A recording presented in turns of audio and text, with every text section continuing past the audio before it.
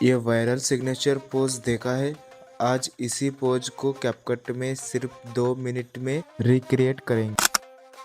तो सबसे पहले आपको कैपकट एप्लीकेशन को ओपन कर लेना है एंड न्यू प्रोजेक्ट पे क्लिक कर देना है। एंड सबसे पहले आपका फुटेज आपको यहाँ पे ऐड कर देना है, मतलब आपका वीडियो को यहाँ पे ऐड कर देना है। एंड मैं यहाँ पे टाइम ड्यूरेशन भी यहाँ पे मेंशन कर दूंगा, उतना ही आपको यहाँ पे रख देना है।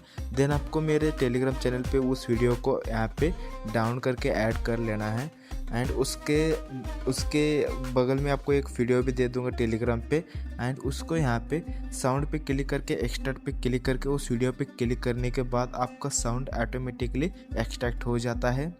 तो होने के बाद आपको यहाँ पे क्या कर लेना है कि उस ट्रांजेक्शन पे जो है ना, यहाँ पे स्प्लिट हो गया था तो उस पर क्लिक कर देना है। एंड यहाँ पे मिक्स पे क्लिक कर देना है। आपको मिक्स ट्रांजेक्शन को ऐड कर देना है।